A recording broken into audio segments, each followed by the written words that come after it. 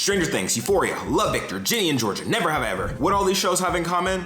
A novel and compelling plot? Not the point. A main person of color with a white love interest. So let's talk about it.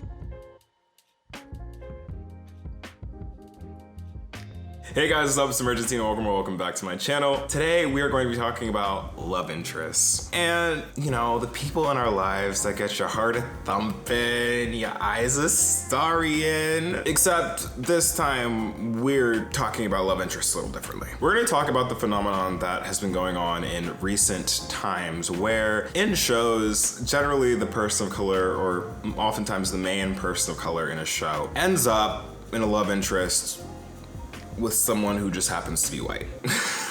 Now, before I get into anything, I already know the comments that are gonna be in this video. Rumi, why are you bringing race into this? Rumi, why are you always talking about race? Because I can, and this is my channel, and you need to stay out of my black business.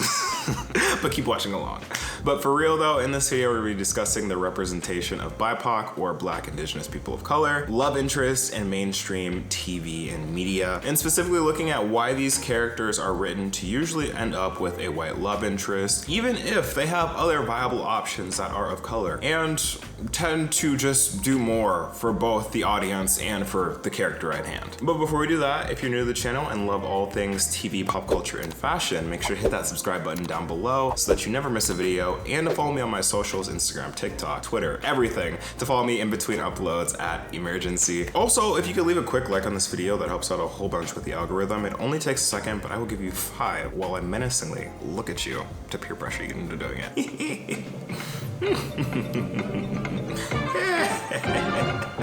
Did you hit the like button? Cool. Let's get into it. So I feel like it's a surprise to no one. Well, at least I hope it'd be a surprise to no one, that a lot of times in recent TV shows, or at least a lot of the shows that I've been reviewing, and y'all know I talk about a lot of shows, whenever it comes to like a person of color in any of these shows, whether they're the main character or the supporting character, they usually end up with a white love interest. And there's nothing wrong with that. I've just been seeing this trend happening over and over and over again. Like, let's take a trip down memory lane really quick. Most recently, Stranger Things. Lucas and Max. Victor and Benji. Juliet and Calliope. Ooh. The Summer I Turned Pretty. Belly and Conrad. And Jer. And the list honestly goes on and on and on and on. And I find it interesting because I feel like this increased representation of like interracial relationships is something that's been happening more so recently, because I feel like back in the day, again, not saying these were good times whatsoever. I remember in old like TV shows and old cartoons, usually the main person of color on the show, if they're not the main character, you know, usually they're the supporting role, usually the one that would just be there to support whoever the protagonist is whenever they really need them, and not really give them development anywhere else. Outside of times when it would be like a coupling up episode, like think of like a prom episode, think of a dance, a wedding. Then all of a sudden that supporting minority would pop out, but like with this random who just happened to be the same race and ethnicity as them, and you're just kind of like, where did they come from? Y'all, what chemistry did y'all have? Where did you pop? Oh. Meanwhile, the main character would be getting some real development and some substance to the relationships. Juxtaposed against now, where usually like the main character and the supporting role, no matter what the race is, gets some major development, and we get to see relationships have more of a meaning and more of a purpose. That being said though, when the main character is a person of color, at least with modern shows, the relationships tend to be interracial. Either that, or the main character or lead supporting role who is a person of color has to choose between a white person and a person of color. And I'll let you guess which one they usually end up picking.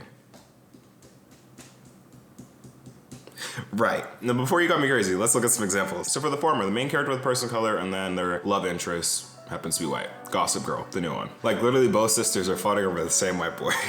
Euphoria, Rue, a black woman, ends up with Jules, a white woman. Even a show, Dear White People, main girlie, she also happens to be dating a white man, which again is fine. Then we have examples of a more interesting one, where the main character or lead supporting role, who happens to be of color, has a choice. They're usually in a love triangle and they have a choice. Will they choose the white person or the person of color? Case in point number 1, Ginny and Georgia. Ginny has a choice between Marcus and Hunter. She ends up with Hunter, but not really because they end up breaking off and then Hunter comes into the picture. Sex education with honestly both Otis and Eric. Otis less so, but definitely Eric. Eric chooses between Raheem and Adam and somehow picks Adam, and I'm still mad at that. Like I've made multiple reviews on sex education and that one still has not sat right with me. Like, how do you go from Raheem to Adam? Raheem to Adam! Makes no sense. No sense to me. And finally, most recently, Love Victor, Benji, Raheem. I'm seeing a theme here with the Raheems. Maybe media isn't just fucking with Raheem. Sorry if your name's Raheem. But yeah, Raheem, Benji. Goes with Benji. And then you have something a little bit different with a show like Never Have I Ever. It actually ends up choosing Paxton at the end of season 2. But we're still seeing this theme. And I guess the next thing to talk about is like, Rumi, you're bringing all these things up. Is having a character of color choose a white love interest a bad thing? And to that, not inherently, no. I don't think anyone's asking for all characters of color to end up with other characters of color. It's just that if you do feature a character that is a racial minority group, at least give them a love interest that matches and is compatible with them as characters, you know? And then in the weird trend that we're seeing of the main character having to choose between a white person and a person of color, for one, don't have them do the person of color dirty if they're just gonna go with the white one. I'm looking at you, Belly.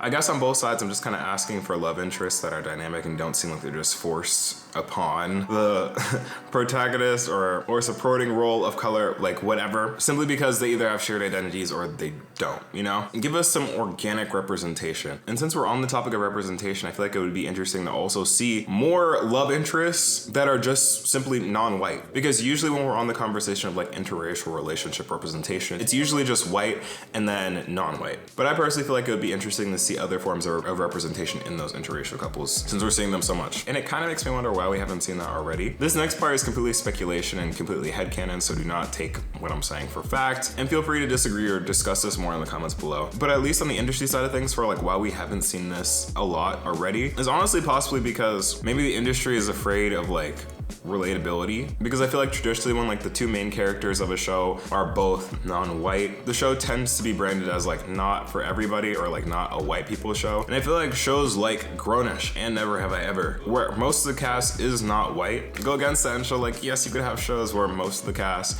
and most of the main cast are non-white and can have like a show that's widely applicable, amazing, and still have a variety of love interests. Now, if only we can have that and not have the plot points be about racial trauma, then we'd be getting somewhere. But I feel like in terms of love interest, Grownish does this very interestingly in the fact that they have open dialogue about people's love interests. Most of the cast is black and most of the love interests are black, but there also are variations to that. Like for example, Sky, there's like a whole arc where she dates her first white boy.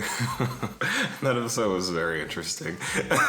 But overall, I just feel like having shows have intentional relationships that also factor into, that plays in like different forms of racial representation is just nice, because these shows have very wide audiences of people watching them, and it's always nice to feel seen by media that you're consuming. And I'll always say this, but yeah, it's always nice to see yourself depicted in media in whatever way that may be, because it just shows you just one of the things that's in the realm of possibilities for you. I think this is a short video, and honestly, I don't know what the point of it was. I just really want to talk about why there are so many white love interests, because I knew it could not have just been me seeing this.